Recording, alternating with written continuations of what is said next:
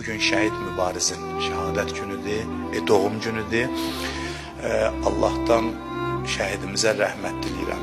Bütün şəhidlərimiz əzizdir, şəhidlərin hamısı bizim üçün dəyərlidir. Şəhid mübarizin bir missiyası var idi ki, onun özünə məxsusluğu ondadır ki, sülh şəraitində Azərbaycan xalqının əzəmətini, gücünü, qüdrətini göstərdi, döyüş əzmini göstərdi və göstərdi ki, şəhadət tələbliyi bu xalqın qanındadır, canındadır və özü də bunun İmam Hüseyin əleyhissalamın məktəbindən qaynaqlandığını bildirdi və bu xalq üçün böyük bir fədakarlıq elədi.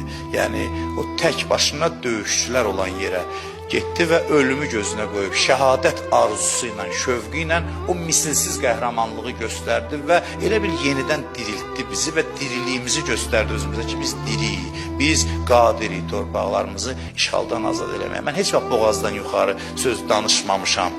Yəni mən o pafoslu söz xoşlamıram. Mənim başa düşdüyüm budur şəhid mübarizinin o hərəkətindən, o mübarizəsindən ki, həqiqətən də bu xalqın boynunda o şəhidin də bütün şəhidlərimiz kimi xüsusi haqqı var və onun əziz xatirəsi həmişə yad olunmalıdır bütün şəhidlərlə yanaşı. İlk növbədə inanclı insanlar uşaqlarını, övladlarını məhz o şəhidlərlə təmas əhval-ruhiyyəsində böyütməlidirlər. Şəhidlərlə ünsiyyət olmalıdır.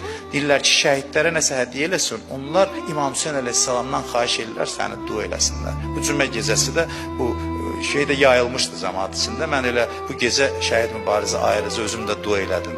Gecə ibadət eləyəndə onu xüsusi dualarımla yad elədim ki, o mənə ondan nəsə düşsün, onun o feyzindən, o rəhmətindən, o bərəkətindən. Allah bizi şəhidlərimizdən, onları Kərbəla şəhidlərlə ayrı salmasın.